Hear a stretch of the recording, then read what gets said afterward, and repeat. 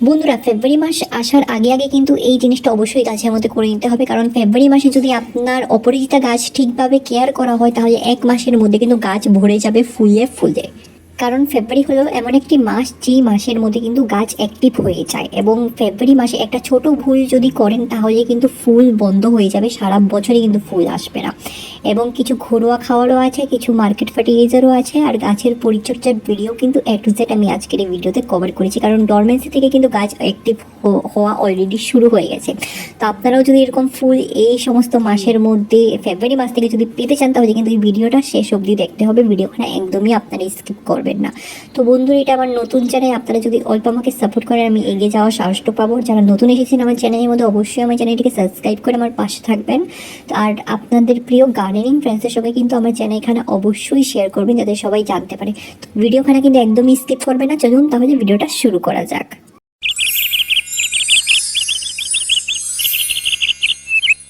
নমস্কার বন্ধুরা, কেমন আছেন সবাই? মিকি মিনিস গার্ডেন্সের মধ্যে আপনাদের সকলকে স্বাগত জানাচ্ছি।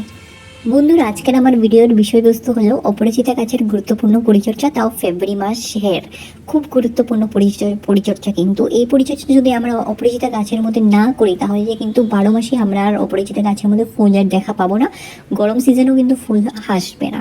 কারণ এটি হলো এমন একটি সিজন, এই সিজনে কিন্তু গাছ অ্যাক্টিভ হয়ে যায়, যেহেতু এই গাছটি ডরমেন্সি সিজনে থাকে, শীতের মধ্যে প্রচণ্ড রকমের ঘুমিয়ে থাকে এবং কোনো গাছের মধ্যে কোনো রকমের ফুল দেখাই যায় না, এবং পাতাও ছোট ছোট সাইজের হয়ে ফুটে, ফুলও ছোট ছোট সাইজের হয়ে ফুটে। কিছু কিছু গাছ আছে সেই সমস্ত গাছে তো ফুলেই ফুটে না, আর কিছু কিছু গাছ আছে অতিরিক্ত ঠান্ডার কারণে কিন্তু গাছটি মারা যায়। তো গাছটি যখনই অ্যাক্টিভ হয়ে যাওয়ার মুডে আসে তখন কিন্তু গাছের মধ্যে এই জিনিসের পরিচর্যা অবশ্যই করতে হবে। সেটি পরিচর্যা হলো একটি খাবার দিয়ে কোন খাবার গাছের মধ্যে ভালো হবে, আর একটি পরিচর্যা হয়ে এরকম পিঞ্চিং টাইপের পরিচর্যা। এখানে দেখেন, এখন কিন্তু সঠিক সময় আপনাদের গাছের মধ্যে যদি এরকম আপনারা কোনো পাতা নষ্ট পাতা লক্ষ্য করেন তাহলে কিন্তু সেই সমস্ত পাতাগুলোকে গাছের মধ্যে রাখবেন না, তুলে নেবেন। কারণ এই যদি আমরা এই সমস্ত পুরান পাতা যদি তুলি তাহলে নতুন পাতা আসবে এবং গাছের মধ্যে কিন্তু পাতা ভরে যাবে। আর এখানে দেখতে পাচ্ছেন আমার গাছটির মধ্যে নতুন নতুন কিন্তু অনেক পরিমাণ পাতা হচ্ছে মিনিমাম।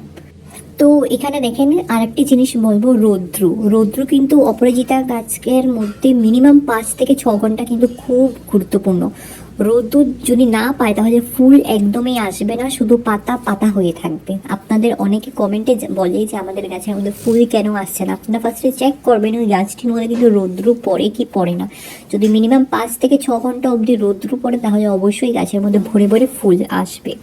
তারপর 2 নম্বর টপিক হলো বন্ধুরা ওয়াটারিং কিন্তু খুব গুরুত্বপূর্ণ জিনিস, কারণ ঠান্ডার মধ্যে একটা ওয়াটারিং এর প্রয়োজন পড়ে না। আর যখনই কিন্তু গাছটি অ্যাক্টিভ হয়ে যায় তখনই কিন্তু আপনারা দেখবেন গাছের মাটি শুকিয়ে যাচ্ছে এবং নতুন নতুন পাতা হচ্ছে, এবং গাছের মধ্যে কিন্তু পাতার থেকে কিন্তু গাছ খাবার গ্রহণ করে।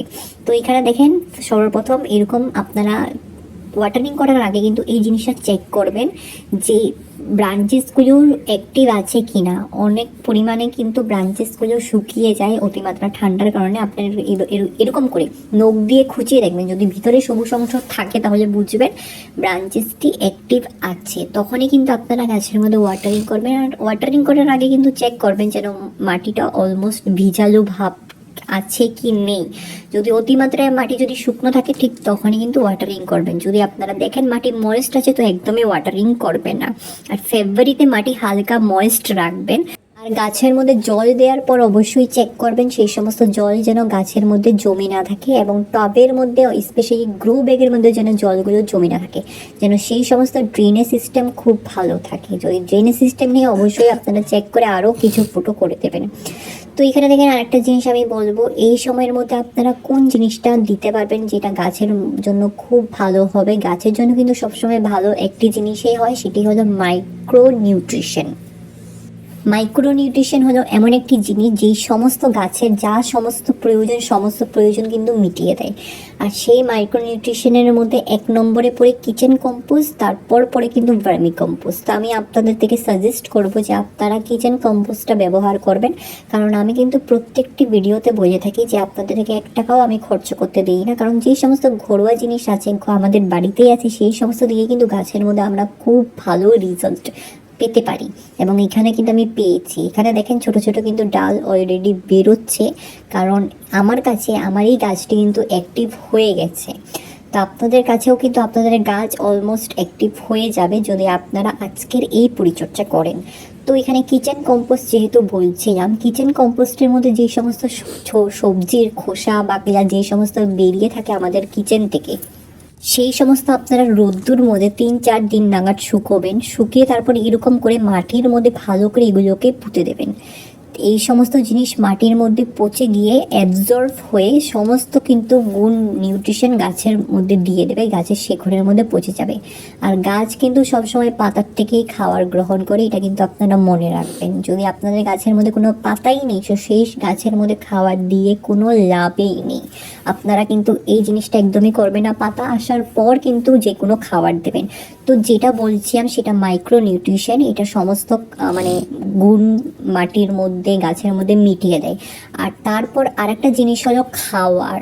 ফুল আনার জন্য কিন্তু খাওয়ারের প্রয়োজন থাকে, এটা কিন্তু অবশ্যই আপনারা মনে রাখবেন। তো এখানে তো এই আপকামিং সিজনের মধ্যে কিন্তু আপনারা বীজ থেকেও খুব সহজেই কিন্তু চারা তৈরি করতে পারবেন, কারণ শীতের মধ্যে কিন্তু বীজ থেকে চারা তৈরি হয় না, কারণ অপরাজিতা গাছ ডরমেন্সিতে থাকে। ফেব্রুয়ারি মাসে আপনারা বীজ লাগিয়ে দেন, আপনারা দেখে নেবেন 10 থেকে 15 দিন অথবা 1 সপ্তাহের মধ্যে কিন্তু নতুন নতুন আগাছা, নতুন নতুন বীজ কিন্তু অলরেডি গ্রো করে নেবে। তো এখানে দেখেন আরেকটা জিনিস, আমার এই ডালটির মধ্যে কিন্তু কুড়িও আসা অলরেডি শুরু হয়ে গেছে, দেখতেই পাচ্ছেন অনেক সুন্দর লাগছে দেখতে।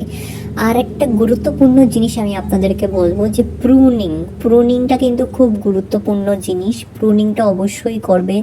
প্রুনিং করার আগে কিন্তু চেক করবেন যাতে গাছ সুস্থ আছে কি নেই, কারণ এই আপকামিং ফেব্রুয়ারির মধ্যে কিন্তু প্রুনিংটা করে নেবেন।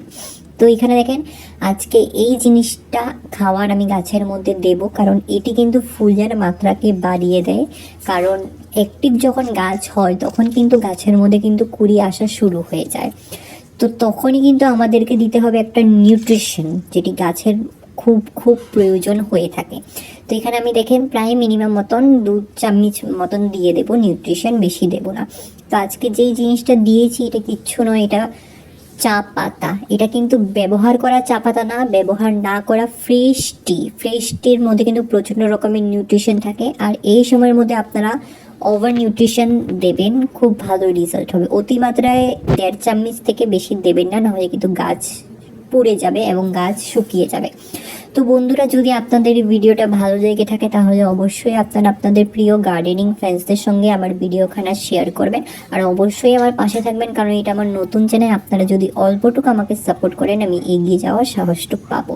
তো আপনারা অল্প পরিমাণে আমাকে সাপোর্ট করবেন, সবাইকেই বলছি। তো বন্ধুরা, এরকম পরবর্তী একটা নতুন ভিডিও নিয়ে আবার নতুন এরকম ঘরোয়া টোটকা নিয়ে খুব শিগগিরই আপনাদের সঙ্গে আসছি। সবাই ভালো থাকবেন, ধন্যবাদ।